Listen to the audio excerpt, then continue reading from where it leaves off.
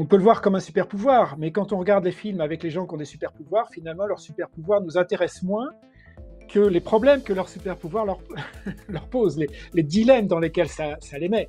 Finalement, pouvoir voler ou se rendre invisible ou téléporter faire de la télékinésie des choses, pourquoi pas, mais ça devient beaucoup plus intéressant quand ça se pose dans toutes les problématiques que ça pose par rapport à la normalité. Et le véritable vécu d'un super pouvoir, il se trouve là, il ne se trouve pas du tout dans le super pouvoir en tant que tel. Oui, ça amène beaucoup de choses, mais bon Dieu que ça pose aussi voilà, des problèmes souvent, pas pour tout le monde, mais extrêmement douloureux, d'adaptation.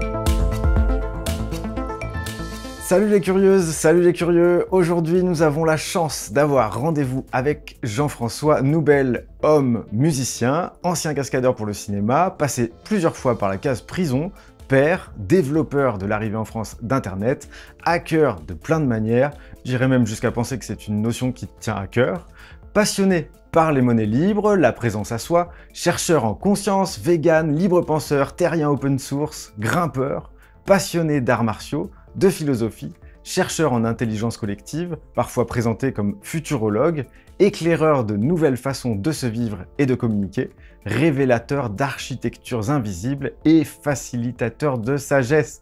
J'ai tout passé du premier coup, je suis trop content. Bonjour Jean-François et merci beaucoup d'avoir accepté mon invitation. Bonjour Mathieu, merci à toi. Je viens de citer un maximum d'étiquettes te concernant, mais le tout étant vraiment plus que la somme des parties. C'est pour mieux passer à la suite. Ce qui relie ces étiquettes entre elles et ce qui est au-delà de ces étiquettes m'intéresse tout autant que les étiquettes citées.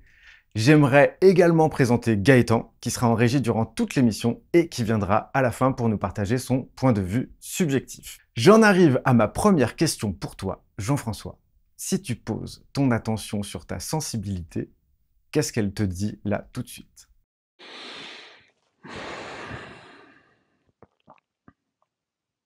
Eh bien écoute, je me sens en joie de te rencontrer. J'ai eu l'occasion, je t'ai connu en écoutant quelques-unes de tes interviews, de tes dialogues, et j'ai vu une très belle personne. J'ai vu qu'on avait probablement des sensibilités et puis des bouts d'histoire, même si nous grandissons et vivons dans des générations différentes, mais il y a aussi des universels. Et voilà, donc je me sens très joyeux à l'idée de cette rencontre et de ce que nous allons découvrir l'un de l'autre. Bah, je te remercie pour ça et vraiment, comme tu viens de l'évoquer, c'est toi qui es venu à ma rencontre et je ne te connaissais pas. Et alors, je dois dire que c'est un grand bonheur, une grande intensité, c'est plein de feux d'artifice à l'intérieur qui vont dans tous les sens. Et je crois que c'est l'interview la plus difficile que j'ai eu à préparer jusqu'à maintenant parce qu'en fait, j'aurais envie de tout explorer en même temps. Je me suis retrouvé un petit peu comme un enfant qui rentre dans un parc d'attractions, tu vois. J'ai envie de tout tester, de tout faire en même temps. J'ai j'ai exploré les nombreuses vidéos qui sont déjà accessibles sur ta chaîne. J'ai parcouru ton site internet avec beaucoup de joie. Donc merci pour tout ce que j'ai déjà découvert grâce à toi, tout ce que tu m'as permis d'approfondir ou d'évoquer. Et je me sens vraiment déjà enrichi par ces explorations. Donc voilà, juste le fait que tu sois venu à ma rencontre, ça m'a déjà enrichi. Donc merci beaucoup. Et comment tu te sens toi maintenant, justement, au début de cet échange? Comme je viens de l'évoquer, je dirais que comme ça a été difficile à préparer, je suis fébrile Mmh. parce que j'ai l'impression qu'on ne pourra pas tous dire d'un coup et je crois que c'est même une certitude. J'ai vu le nombre de questions que j'avais pour toi. Rien que le curseur, le petit ascenseur là qui me permet de voyager de question en question est déjà vraiment beaucoup trop long. Donc il y a énormément de choses. Donc je pense qu'on se verra plusieurs fois si c'est toujours OK à la fin de l'échange. Donc Volontiers. j'ai une espèce de gourmandise, doublée d'une frustration déjà présente de tout ce qu'on va pas se dire et de tout ce qu'on va se dire, voilà. Bon, on va faire de notre mieux alors. Ouais Ouais. et j'ajoute que si je vais, dans ce qui est présent pour moi, c'est la reprise après une pause assez importante des interviews. Donc tu es mon premier invité depuis le mois d'août, dernier, puisque j'ai accueilli mon fils pendant les mois précédents. Donc j'avais fait plein d'interviews pour avoir plein de matières. C'était super chouette. Et puis bah, j'ai pu diffuser tout ça jusqu'à maintenant.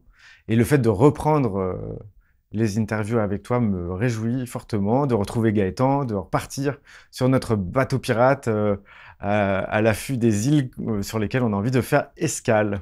Donc je suis content. Super.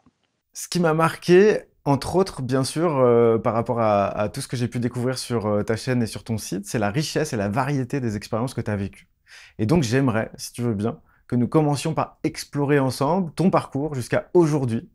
Si c'est OK pour toi, ben, c'est super, on est parti pour ça. Ok. Peut-être déjà 2 précautions quand même à partager. D'une part, bon, tu le sais, je crois qu'on le sait chacun, on a un récit qui évolue. Ça veut dire le récit de ma propre existence s'avérera certainement très différent dans 1 an, dans 5 ans, dans 10 ans, tout comme il se montre très différent aujourd'hui, il y a même 2 ans. Il y a eu tellement de choses qui ont pu se passer dans ma vie ces 2 dernières années qui m'ont amené à complètement même revisiter l'ensemble de ma vie. Donc voilà, il y a un discours, il y a un récit évidemment qui évoluera. Et puis auquel, deuxième chose, je ne m'identifie pas. Ça veut dire oui, j'ai des histoires, mais voilà, ce qui constitue mon être le plus essentiel, je ne l'identifie pas à mon histoire, je n'y vois ni médaille, ni attribut, ni rien du tout en fait. Il s'agit d'expériences tout simplement. On peut même dire que des expériences similaires dans des situations différentes peuvent se vivre. Ça veut dire que sur le plan archétypal, finalement, les uns les autres, nous ne vivons pas des situations si différentes que ça, quand bien même extérieurement elles ont l'air différentes, mais intérieurement, dans notre vécu intérieur, elles s'avèrent pas si différentes que ça. Voilà. Donc, je veux tout à fait relativiser ce que je vais dire. Donc, pour faire un petit peu quand même depuis le départ, j'ai grandi dans une famille aimante. Évidemment de la génération d'avant, ça va de soi. Ça veut dire qui a fait avec les moyens du bord, notamment la génération de mes parents et de tous les autres adultes de mon époque ne savaient absolument pas ce qu'un enfant un petit peu spécial pouvait représenter. Il n'y avait pas de psychologue, il n'y avait pas de coach. Enfin voilà, un enfant, ça n'avait pas de souci. Ça allait à l'école et puis point barre. Et j'ai eu très tôt, enfin dès le début, le sentiment de ma différence et même le sentiment de l'étrangeté de l'existence, qui se traduit notamment par le fait que mes souvenirs remontent à la naissance. Je n'ai pas de fonction d'oubli. Alors bien sûr, il y a des tas de choses factuellement que j'ai oubliées. D'autre part, quand on a 1 an, quand on a 2 ans, on n'interprète pas les situations. Ça veut dire que j'ai des bouffées de mémoire, de vue, d'odeur, de son, qui n'ont pas la construction analytique que je peux avoir évidemment plus tard en tant qu'adulte, et sur lesquels, en tant qu'adulte, je vais mettre des mots et des interprétations.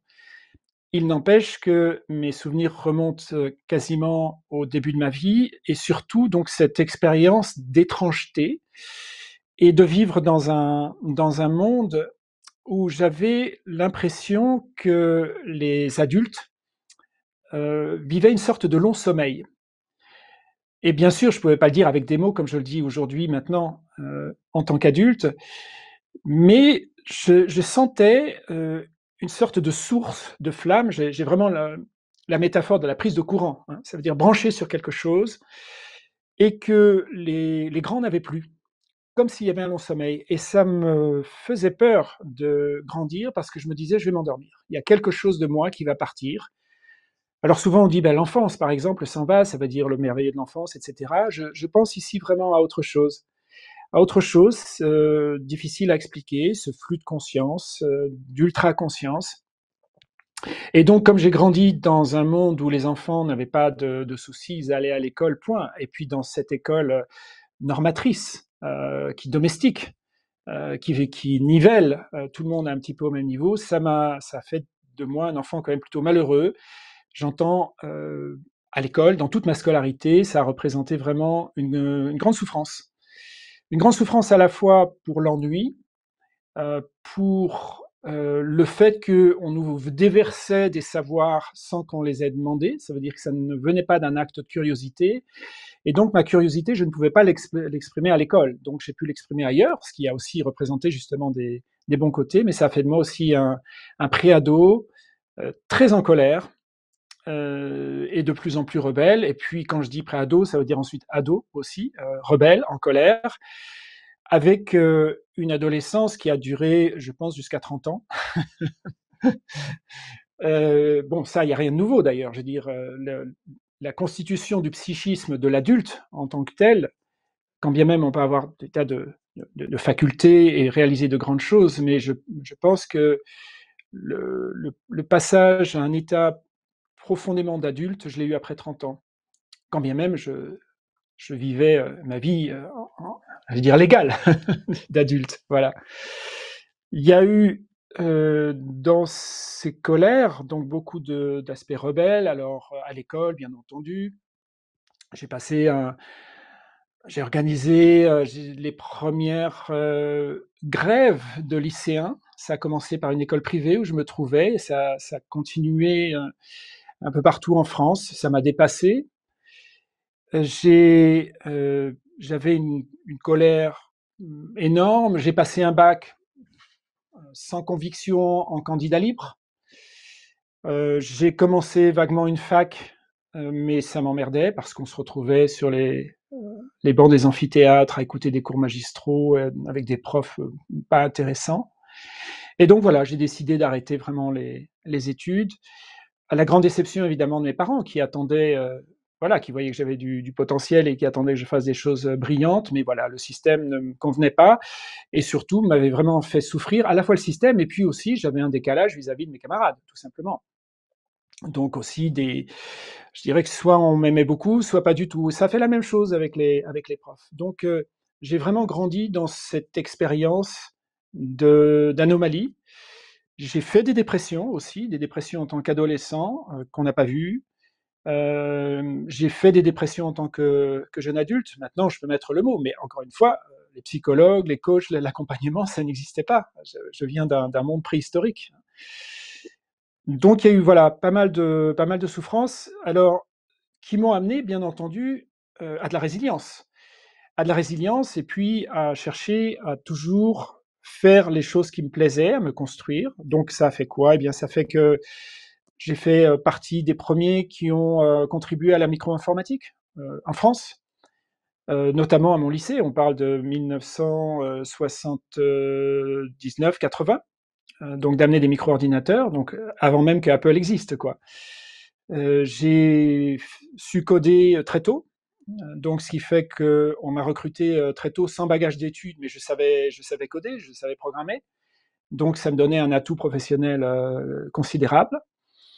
Et puis après un temps, je dirais trop tôt, vers 19, 20 ans, 21 ans, dans le monde corporate, j'avais besoin d'aventure. Je faisais notamment énormément d'escalade extrême, donc à main nue, je dirais une génération avant Hervé Tesson. Ça veut dire que j'allais escalader des cathédrales, des buildings, des immeubles. J'avais une vie de chat la nuit dans différentes villes. Et j'adorais ça, évidemment. Je faisais aussi beaucoup de blocs. Des arts martiaux à fond.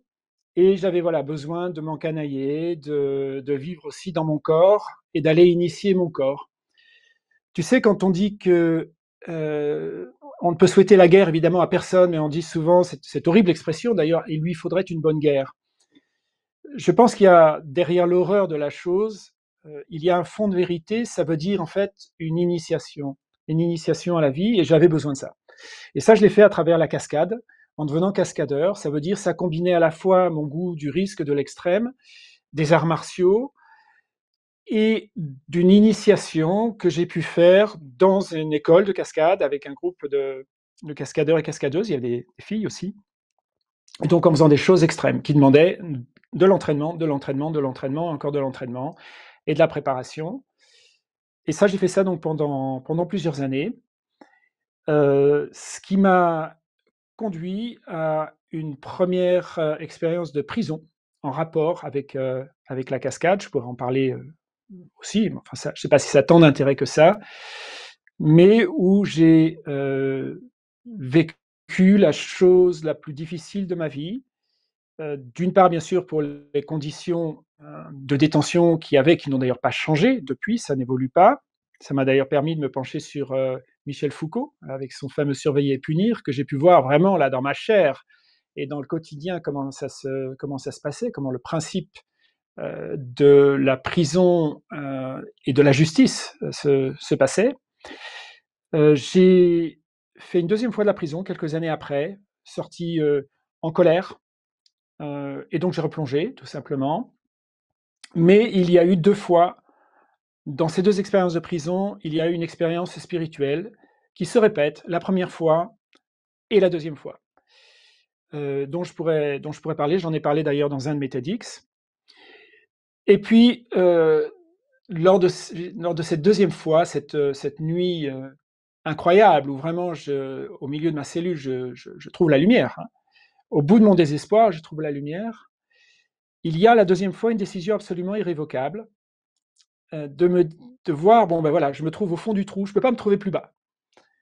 Je peux pas me trouver plus loin d'une réalisation sociale, d'une réalisation de moi-même, de la soutenabilité avec mes pairs. Je ne peux pas me trouver plus loin de la société humaine en général. Je ne peux pas me trouver en plus mauvaise compagnie. Je ne peux pas me trouver plus mal psychiquement. Eh bien, maintenant, ça suffit, je vais remonter. Je vais non seulement remonter, mais je vais devenir le meilleur humain que je puisse devenir. Il y a vraiment cette décision irrévocable ce matin-là, suite à cette deuxième, je dirais, piqûre de rappel, si je devais dire, et qui fait que j'ai jamais dérogé à cette décision. Elle m'anime toujours. Alors, ça ne veut pas dire que je me vois comme un humain merveilleux ou génial, mais ça veut dire que je n'ai jamais dérivé de cette envie de devenir le meilleur humain possible. Et quand je dis le meilleur, ça reste difficile aussi de mettre des mots dessus. Je n'entends pas forcément au niveau performance, il ne s'agit pas de dépasser les autres, il ne s'agit pas de se comparer aux autres, mais de devenir un humain aussi ouvert que possible, aussi généreux que possible, aussi bien en tant qu'être, je veux dire dans mon être que possible, autant en harmonie que possible. Voilà, je dirais qu'il y a un petit peu ce cahier des charges, et ça passe bien évidemment par le connais-toi toi-même. Ce qui fait que les années qui ont suivi cette deuxième expérience de prison, je les ai consacrées à ça, à plusieurs niveaux déjà, de me reconstruire socialement. Et ça a eu lieu au moment où justement il s'agissait d'amener Internet en Europe, en particulier en France. Donc j'ai eu la chance de participer à cette aventure. Et j'avais tout mon background à la fois technique de coding, de programmation, etc. Donc, et en même temps, une certaine culture qui permettait de réfléchir à des stratégies de contenu dans ce qu'on mettait dans ces tuyaux, parce que finalement, on ne savait pas. Ça nous semble évident aujourd'hui, mais on a inventé même des tas de mots qui se trouvent aujourd'hui dans le vocabulaire courant, mais qu'il fallait inventer en français pour parler du monde de l'Internet. Donc il y a eu cette aventure-là, donc me reconstruire socialement, ça a pris plusieurs années, et en même temps faire une psychanalyse qui a représenté un des meilleurs choix que j'ai fait pour enfin aller ouvrir la boîte de Pandore et puis voir pourquoi autant de souffrance, pourquoi j'arrivais dans un tel état psychologique. Je veux dire, après la prison, ça m'a soigné de rien du tout. J'ai eu beau, on va dire, sortir et me refaire, me reconstruire socialement, il y avait aussi à me reconstruire psychiquement. Et cette psychanalyse a représenté une occasion extraordinaire d'aller sortir plein de choses, de les contempler, parce que le rôle d'une psychanalyse, hein, de questionner, de re-questionner le récit aussi, d'identifier toutes les stratégies qu'on installe au fond de soi, enfant, et plus tard, et qu'on a tellement internalisé qu'on ne les voit même plus opérer. Donc ça a permis aussi de faire ce genre de travail.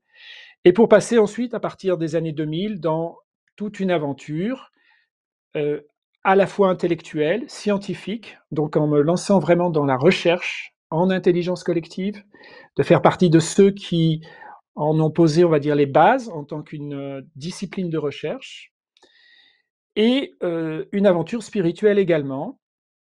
Ça veut dire de me questionner sur, bien entendu, le sens de la vie, le sens du monde, l'expérience de la conscience, à la fois en tant qu'individu, mais en tant qu'individu dans un tout, et puis la conscience tout court, hein, ça veut dire quoi? Et bien sûr, de ne pas pouvoir dissocier la question sociétale de la question de la conscience, de la question de l'être, de l'existence, de soi, des autres, des humains, des non-humains. Ça m'a amené à la fois sur un versant scientifique, à la fois sur un versant technologique également, et notamment autour des monnaies libres. Et là, je parle du mot bien avant qu'on en parle aujourd'hui. Je dirais que ça a pris un sens peut-être un petit peu plus étroit, mais je pourrais revenir dessus. Ce qui a mené aussi sur le plan technique à des technologies qui arrivent aujourd'hui, donc là dans un monde de start-up auquel je participe, et qui vont permettre de faire des organisations complètement distribuées. On pourra en parler aussi. Donc là, je mets vraiment des taglines. Et puis, qui m'ont amené aussi donc à ce cheminement spirituel, à organiser aussi beaucoup de séminaires pour voilà, des gens qui avaient envie de réfléchir à l'évolution à la fois de la société, mais pas simplement sur un plan sociologique, de design, mais de voir et de comprendre que ça nous transforme aussi. Ça veut dire tout le psychisme intérieur dépend bien sûr et s'accorde plus ou moins avec un récit collectif. Et ce récit collectif, il traduit une conscience. La conscience, ça veut dire comment elle se vit elle-même, comment elle voit la réalité, comment elle voit les autres. Et donc, ça m'a bien entendu fait vivre une expérience non seulement intérieure, mais une expérience que aujourd'hui et toutes ces années passées, je formalise autant que possible. De quoi disposons-nous comme outil, comme travaux passés et présents pour comprendre la conscience, pour la décrire, pour en faire en quelque sorte un objet d'étude dont on puisse discuter et qu'on puisse cartographier, partager, pour réfléchir dessus. Voilà, on ne peut rien faire socialement tant qu'on n'a pas un objet commun, à savoir des récits, des cartes, des concepts, des outils, des méthodes, etc. Donc il s'agit bien sûr d'amener et de partager tout ça. Pour finir, donc j'ai 61 ans aujourd'hui. Je le vis comme une complète dissonance cognitive. Je n'arrive pas à y croire. Tout simplement parce que psychiquement, je ne me sens pas du tout dans ma génération. Je veux dire, j'ai des gens de ma génération, de mon âge, qui pensent à la retraite, qui se trouvent dans un paradigme de carrière, de fin de carrière, etc. Et je n'ai absolument aucun jugement à leur égard, mais je me sens absolument pas dans cette dynamique. J'ai plus l'impression sans cesse de sortir de l'université, peut-être pour reprendre même encore un cycle de formation, et je me sens toujours au début de ma vie. Voilà. Pour finir, j'ai un fils qui a donc 23 ans actuellement. Et voilà, nous vivons séparés, sa maman et moi, depuis très longtemps. Et j'habite en Provence. Voilà ce que je peux dire. Ça fait beaucoup, j'ai trop parlé déjà. Et ben voilà, cette émission est terminée. Merci beaucoup, Jean-François. Non, merci. J'avais plein de questions pour détailler ce récit. Écoute, t'es parti dessus. Il y a énormément de choses qui pop quand je t'écoute. Notamment, un des premiers trucs que je me suis dit, et puis je te le redis là, à l'écoute de ce que tu viens de me partager. Il y a quelque chose qui est devenu pour moi hyper important, qui est le fait que la vie s'amuse bien à être Mathieu. J'ai l'impression qu'elle s'éclate bien à être Jean-François. C'est ça qui me vient en premier. Hmm. Oui, il y a d'ailleurs eu j'en parle dans un de mes écrits, cette métaphore de dire que, voilà, on joue du Mathieu ou du Jean-François comme d'un instrument de musique. Et chaque instrument de musique a ses spécificités. Voilà, on ne tirera pas un son de trompette d'un violon, ou alors vraiment un violon très spécial. On n'aura pas des notes de piano sur une trompette. Et donc oui. Et puis cet instrument, ben, il y a deux choses. Il y a l'instrument lui-même qui va avoir sa vie jeune, mature et vieillir, jusqu'à un jour aussi disparaître en tant qu'objet physique. Il y a ensuite l'interprète et le musicien, ou la musicienne. Et là, donc, il y a quoi derrière nous qui fait vivre et qui apprend de cet instrument, puisqu'il y a bien sûr cette relation, un duel complexe.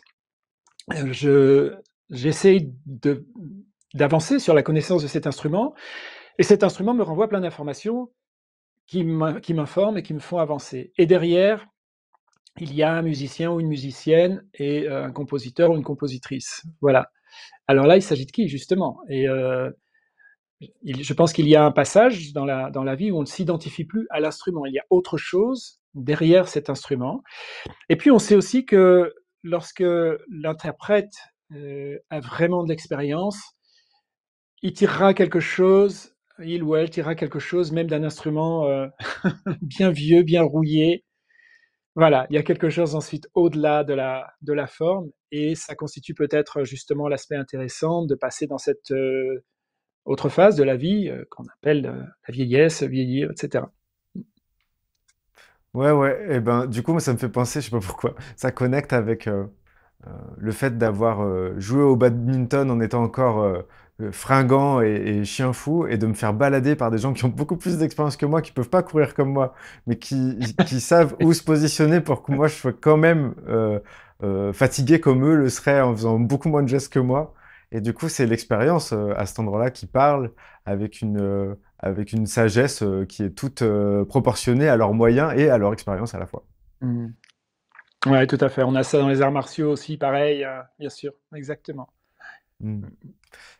Du coup, je me posais la question justement, toi qui aujourd'hui as vécu tout ça, euh, évidemment, il y avait cette histoire, enfin, il y a tellement de choses que je ne sais pas par où commencer, mais il y avait un truc passionnant qui est effectivement, nous retravaillons sans cesse le récit dont on est Mm. constitué, Mm. au fur et à mesure des expériences et des sauts qu'on peut faire plus ou moins rapidement, plus ou moins intensément. On va changer de paradigme à l'intérieur de soi et ça va nous faire retravailler tout le récit qu'on avait jusqu'à maintenant structuré avec les cartes dont on disposait, les outils dont on disposait, les mots dont on disposait, parce que des fois c'est aussi les mots qui vont nous aider à retravailler Absolument. ce récit de façon beaucoup plus apaisée ou beaucoup plus cohérente, beaucoup plus harmonieuse avec celui qu'on est devenu. Je me posais donc la question de si tu poses toi ton attention sur le petit garçon que tu étais au début avec ce ressenti de différence que tu sais pas trop exprimer, ce ressenti de décalage et de peut-être pas beaucoup de personnes à qui le partager, donc pour pouvoir essayer de comprendre ça, qu'est-ce que tu ressens toi d'aujourd'hui en posant ton attention sur ce petit garçon? Mm.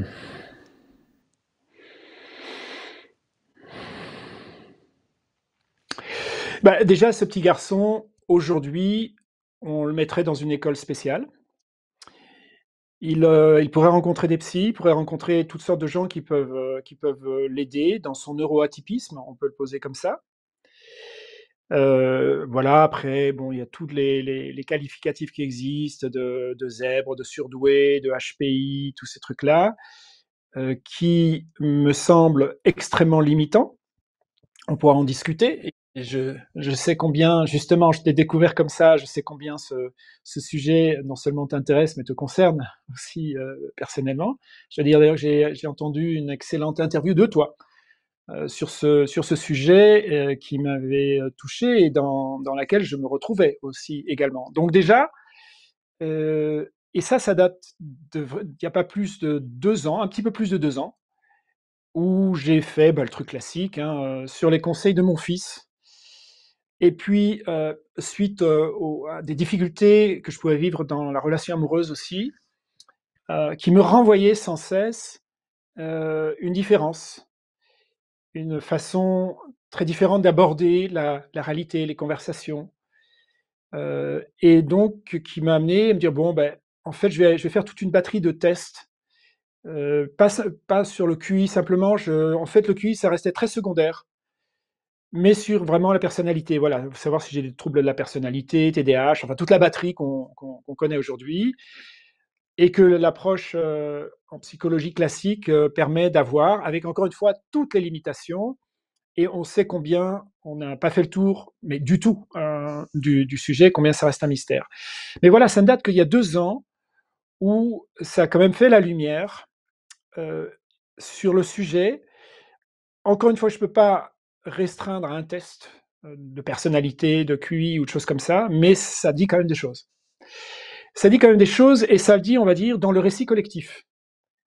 Ça veut dire que jusqu'à présent, même quand, je veux dire après, évidemment, tu penses bien que comme tout bon HPI, j'ai fait ce qui se fait naturellement, lire tous les bouquins possibles, écouter toutes les conférences possibles, les publications de recherche les plus avancées. Voilà, donc je me gave de ce genre de choses. Et puis ça revient tous les 6 mois, 7 mois, 8 mois. Il y a des nouvelles questions qui se posent, donc des nouveaux cycles d'investigation. Et ça m'a permis évidemment de voir combien ce profil-là de neuroatypique se retrouvait quand même dans de nombreux récits d'autres neuroatypiques, se décrivait, je dirais, de deux côtés. D'un côté, vu du monde ou du récit collectif, ça veut dire le côté un peu pathologique des neuroatypiques, des HPI, voilà, ce qui leur arrive, etc., comment ça se passe pour eux. Bon, avec des descriptions parfois que je trouvais pas tellement appropriées, mais ça l'aborde en tout cas dans une description presque de symptômes, parfois, en tout cas de caractéristiques par rapport à une norme. Donc il y a une norme que l'on confond avec normalité. Intéressant, ça aussi.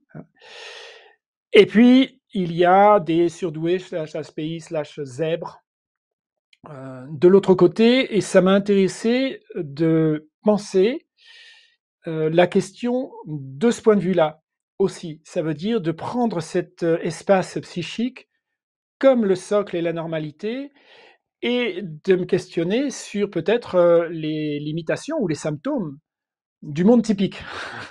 Donc de voir aussi. Il y avait d'ailleurs une image qui me venait, ça fait comme si on voyait la tour de Pise, on peut la voir de deux façons, on peut la mettre droite et voir le monde à côté en pente. Voilà, donc les discours habituels sur les surdoués nous montrent la tour de Pise comme ça, bien penchée. Et moi, ça m'intéressait de la remettre droite et de voir le monde autour complètement penché. Voilà. Donc ça a complètement redéfini mon récit parce que, eh bien, j'ai pu voir dans ma propre famille toute l'incompréhension, toutes les souffrances psychiques que ça avait créé pour tout le monde.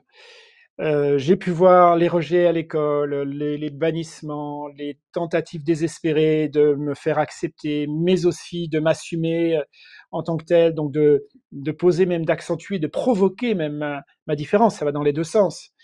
J'ai pu voir euh, tout toute l'inadaptation sociale que je pouvais avoir dans le monde typique, et me dire que j'avais quand même plutôt bien réussi ma vie après autant d'égarements, de souffrances, de tâtonnements, notamment en disant mais je n'essaie pas de fitter, de matcher dans le monde, ça ne marchera jamais, mais de fonctionner avec le monde.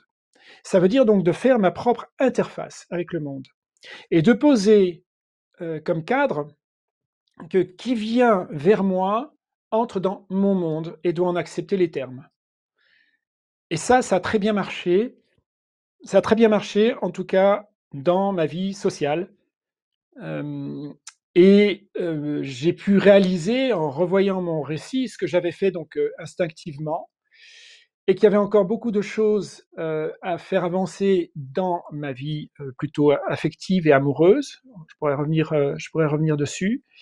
Mais voilà, il y a eu tout ce récit qui a changé vraiment The Elephant in the Room, et de revoir les brimades, même me faire casser la gueule, littéralement, à l'école, me faire insulter, stigmatiser, voilà, les stigmatisations, et combien le système scolaire, surtout à l'époque, m'avait rejeté, mais également le monde professionnel, etc. Et combien j'avais moi aussi, bien entendu, entretenu ça. Ça fonctionne dans les deux sens, comme deux aimants qui veulent pas se rencontrer. Voilà, ça, si je voyais ce petit garçon qui avait quelques années, il y a cette chose-là que j'ai revisitée. Et ça a ouvert la porte à d'autres choses dont je pourrais parler, mais je vais peut-être déjà m'arrêter là sur la question du neuroatypisme.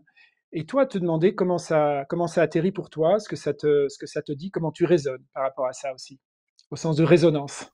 Ouais, bah, je résonne beaucoup avec ce que tu dis. Et avec ce que tu as expérimenté, je me demandais si, donc je te poserai la question à la fin de ma réponse, mais je te la pose déjà là pour que la réponse s'enclenche. Je me demandais s'il y avait de la colère en fait dans cette enfance, parce qu'après la colère devient un sujet, mais j'ai l'impression que euh, la façon dont tu m'as parlé de cette enfance et dont j'ai pu t'en entendre parler dans d'autres circonstances, j'ai pas l'impression que la colère était présente pour le coup, moi, j'ai vécu une grande tristesse, et par-dessus, il y a eu de la colère, et par-dessus, en fait, c'est une espèce de nid à émotions intériorisées, avec une espèce de sensation d'implosion et d'explosion permanente, euh, une espèce de coup près qui peut tomber n'importe quand, et on essaye de comprendre la logique avec laquelle il pourrait tomber la prochaine fois. Et petit à petit, on expérimente le monde comme une sorte d'anthropologue pas content, quoi. Et c'est un peu ça, moi, que je suis devenu. Hmm, Un anthropologue immobile, pas content, parce que hmm. je me sentais pas admis, accepté. Mais aussi, ce que je retiens de ce que tu viens de me partager, et là où ça fait du sens avec ce que je t'ai vu développer, c'est qu'en fait, à certains moments, certains mots, certaines découvertes ou certaines choses qui ont déjà été développées par d'autres personnes vont nous autoriser à prendre une autre forme. Euh, à l'intérieur de nous, on va se sentir plus vaste d'un coup. À un moment donné, ça, moi, le fait d'avoir croisé l'étiquette de HPI, ça m'a vraiment changé mon architecture intérieure de façon très, très opérante, enfin, mais même très violente, je dirais. C'est un traumatisme positif, presque, je dirais. Il y a un peu ce truc-là, mais heureusement que c'est venu faire ça. Et c'est pas pour autant que je vais m'arc-bouter sur le fait que c'est pas quelque chose que l'homme s'attribue à lui-même avec toutes les faiblesses que ça peut comporter, toutes les imprécisions, parce qu'en fait, quand on voit HPI de loin, on peut faire deux choses quand on connaît pas. On peut rigoler en disant c'est la mode, et on peut prendre ça très au sérieux en disant c'est très précis, et c'est ni l'un ni l'autre, je crois. Ou c'est les deux en même temps. Il y a quelque chose qui, aujourd'hui, n'a plus besoin que ce soit solide. Ce qui est solide, c'est ce que ça a provoqué comme changement à l'intérieur de moi. Voilà pourquoi Hmm. les étiquettes me semblent vraiment intéressantes, c'est quand elles peuvent provoquer à l'intérieur d'un être une restructuration profonde qui va lui permettre de se sentir plus vaste, plus apte euh, et plus puissant, en fait, d'une certaine façon. Ouais, j'ai vécu aussi la même chose, et ce qui m'a d'autant surpris que ça faisait longtemps que je m'intéressais pas aux étiquettes qu'on pouvait me donner, les positives comme les négatives, parce qu'elles me semblaient fallacieuses. Mais le jour où j'ai eu les résultats, en général d'ailleurs, pas que le test QI, mais ça a fait comme une bombe intérieure. Effectivement, j'ai même failli pleurer tellement ça m'a secoué, et de réaliser sur le moment aussi que je mettais la lumière sur un angle mort, un blind spot, comme on dit en bon français. Ça veut dire autant j'avais fait tellement de travail sur moi-même, sur voilà mon psychisme, je me connais bien, mais j'avais jamais exploré la comparaison avec les autres. Et quand je dis comparaison, je ne le dis pas en tant que valeur, évidemment. J'aime bien parler de moi comme ni plus haut, ni plus bas, ni différent, ni le même. Ça fait vraiment une porte offerte par le monde typique dans le récit typique. Alors, à double tranchant aussi, parce que bon, je pense que ni toi ni moi ne parlons de ça dans le monde typique. Déjà, ça fait genre, on se vante ou on a une particularité. Les gens ne se rendent pas compte que ça représente, pour beaucoup, pas pour tous les HPI, bien sûr, mais ça représente un vécu de souffrance plutôt lourd à porter. Et on peut le voir comme un super pouvoir, mais quand on regarde les films avec les gens qui ont des super pouvoirs, finalement, leur super pouvoir nous intéresse moins que les problèmes que leur super pouvoir leur pose, les dilemmes dans lesquels ça les met. Finalement, pouvoir voler ou se rendre invisible ou téléporter faire de la télékinésie des choses, pourquoi pas, mais ça devient beaucoup plus intéressant quand ça se pose dans toutes les problématiques que ça pose par rapport à la normalité. Et le véritable vécu d'un super pouvoir, il se trouve là, il ne se trouve pas du tout dans le super pouvoir en tant que tel. Donc oui, avoir une grande intelligence analytique, une grande intelligence créative, une grande, enfin, peu importe, émotionnelle, enfin tout ce qui peut exister comme façon de manifester de l'intelligence, oui, ça amène beaucoup de choses. Mais bon Dieu que ça pose aussi, voilà, des problèmes souvent, pas pour tout le monde, mais extrêmement douloureux d'adaptation. Donc voilà, on en parle bien sûr dans le cadre de notre échange ici parce que on peut en parler.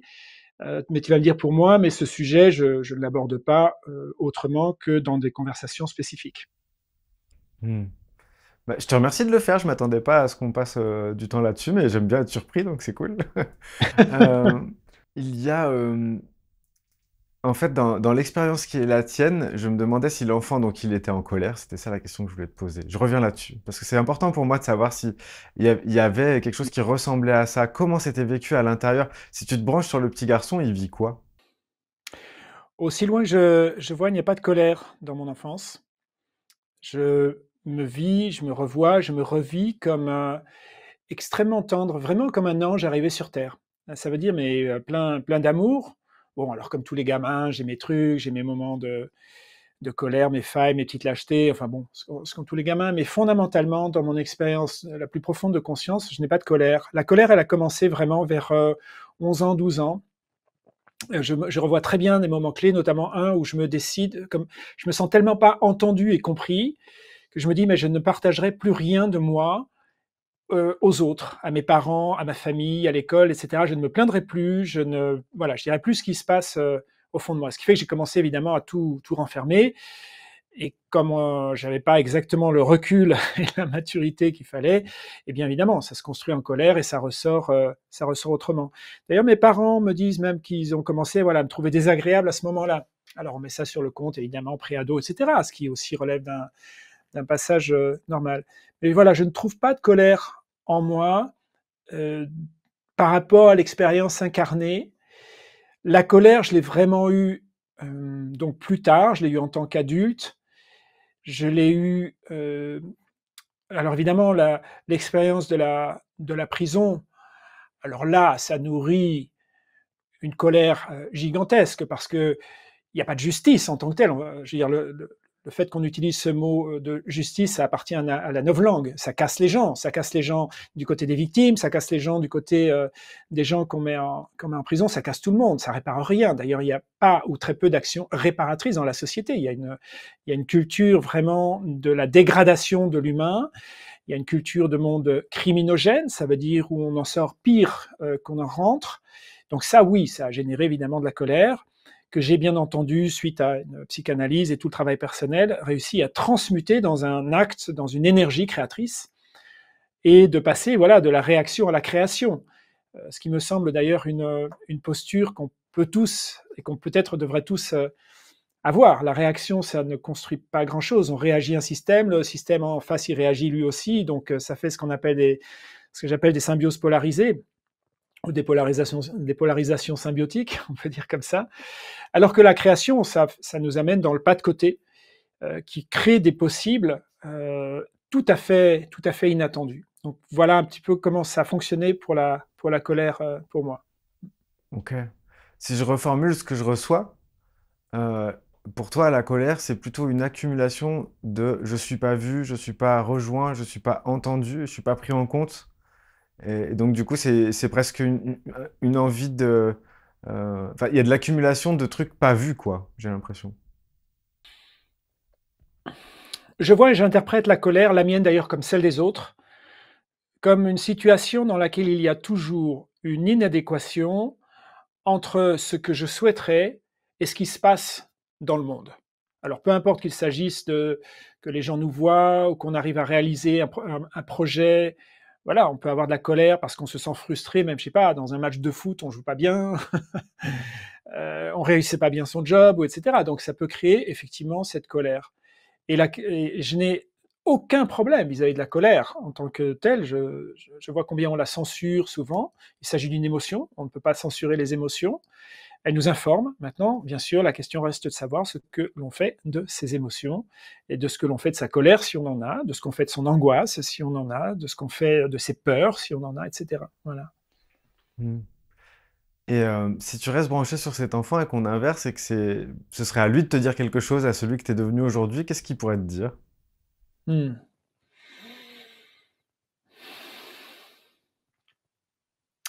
Ben, je me sens en fait très connecté. Ça veut dire qu'il n'y a pas aujourd'hui deux personnages différents. Il y a vraiment cet enfant d'origine qui se trouve là, que je laisse pleinement vivre. Et d'ailleurs, un des faits que je relate dans un de mes TEDx, qui s'appelle d'ailleurs, pas pour rien, le phénix et le lapin. Donc le phénix qui renaît, donc il y a vraiment eu une renaissance.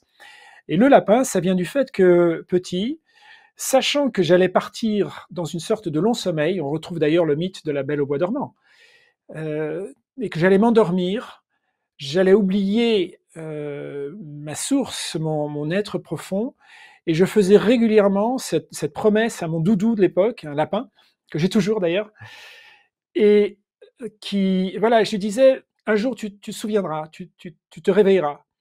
Et bien entendu, l'endormissement a lieu, la belle au bois dormant s'endort, ou le beau au bois dormant, peu importe. Et le réveil a eu lieu notamment dans une séance de psychanalyse, où je me rappelle très bien ce moment où ce souvenir me revient. Non pas qu'il ait disparu comme ça fait comme une fleur dans la pièce, on la voit plus pendant des années, puis tout d'un coup on réalise, mais oui, tiens, ou ce tableau ou cet objet, il n'a pas bougé, mais je le voyais plus. Et ça m'a fait vraiment ça, et là j'ai pu reconnecter. Et donc, en fait, voilà, il n'y a pas deux êtres différents, il y a vraiment un être uni, comme si finalement cet être qui a eu cette forme d'enfant, et plus tard et aujourd'hui cette forme d'adulte et d'un certain âge déjà, il y a pas de différence. Il y a vraiment un continuum. Je le vis même dans mon espace psychique intérieur. Et j'ai envie de te Ok. poser la même question. Comment ça se passe pour toi? Euh, alors, pour moi, ça se passe que je me suis autorisé et j'ai l'impression que ouais, j'ai fait mon petit bazar dans mon coin, j'ai appelé ça les décalés de naissance, comme ça personne ne m'emmerde. Et du coup, en tant que décalé de naissance autoproclamé, j'ai l'impression qu'en fait, quand on vit ce décalage très, très tôt, et qu'on se sent comme en incompatibilité avec le monde tel qu'il nous est présenté, avec les obligations qu'on a, par exemple, justement, de tuer son enfant pour devenir adulte, Hmm. parce que c'est à peu près ça que je ressens, c'est qu'il faut tuer son enfant pour être un adulte responsable et valable. Il faut devenir gris, il faut devenir prévisible, il faut le devenir, je sais pas, pris dans une sorte de mouvement perpétuel, comme dans une fourmilière, mais une fourmilière où les fourmis pourraient se poser des questions, et c'est là où c'est douloureux. Si jamais je suis dans une fourmilière et que je prends mon rôle très à cœur et que je m'identifie à ce rôle-là, à la limite, je vais mener une vie très tranquille, comme c'est prévu. Mais comme je me pose des questions, bah justement, il y a une espèce de dissonance à l'endroit où je vais me sentir ben, pas à vouloir devenir adulte, à l'endroit où on me l'indique. Et je dirais donc, pour résumer, que devenir adulte, pour moi, ça a été devenir l'adulte qui allait prendre l'enfant que j'étais, qui n'avait pas pu être enfant, par la main, et les deux sont en train de s'amuser ensemble. Et c'est très important pour moi. Et c'est cette image-là que j'ai aujourd'hui. Donc il y a un trou, et je ne sais pas s'il est là pour toi, j'aimerais te retourner cette question. Pour moi, il y a un moment où j'étais ni enfant ni adulte, et ça a duré très longtemps. Et enfin, j'ai pu être les deux à la fois il y a, je sais pas, une petite dizaine d'années, on va dire. Et est-ce que pour toi, ça a fait cette sensation-là, ou est-ce que ce continuum que tu évoques, il est vrai de tout temps? Oh, je me retrouve bien dans ce que tu dis, ni enfant ni adulte. Et quand je parlais d'ailleurs de cette longue période d'adolescence, ça dit un petit peu ça finalement. Mais aujourd'hui, je n'ai pas tout à fait le même vécu que toi. Ça veut dire que je ne vois pas un adulte qui tient son enfant intérieur par la main et qui s'amuse ensemble. Il y a une sorte d'état complètement unifié. Et j'active plutôt, on va dire, des process. Ça veut dire il s'agit de me vivre en tant qu'adulte, là je le dis au sens analyse transactionnelle, ça veut dire d'assumer mon être, d'assumer la réalité, d'assumer mes choix, d'assumer mes erreurs, enfin voilà, donc de prendre en charge, de faire rentrer autant que possible tout ce que je peux dans ma conscience. Ça, il s'agit pour moi effectivement d'un état, j'entends l'état véritable adulte, pas l'état statutaire. Et ça ne se distingue pas de l'enfant, parce que l'enfant fait la même chose, finalement. Alors, il prend tout, il n'interprète pas, il discrimine pas, il n'analyse pas, il crée instinctivement des stratégies pour gérer ce truc énorme qu'on appelle la réalité, le monde extérieur. Voilà. Et je pense que tout mon travail j'entends un travail intime, personnel sur la conscience, mais également le travail extérieur, ça veut dire de formalisation de cette expérience-là, à la fois intime, individuelle, et à la fois, bien sûr, universelle et collective, tout ça, ça m'aide beaucoup, effectivement. Voilà. Mais on a chacun nos mots, et je trouve ça très intéressant de comparer nos vécus. Ouais. Mm. Ouais, ouais, ça me parle ce que tu dis, et en même temps, oui, effectivement, il y a une petite distinction de sensations à l'intérieur et d'images qui viennent. Très savoureux parce que justement, bah, pour certaines personnes qui regardent, ça va évoquer plus de justesse selon qui le dit et les mots qui sont utilisés.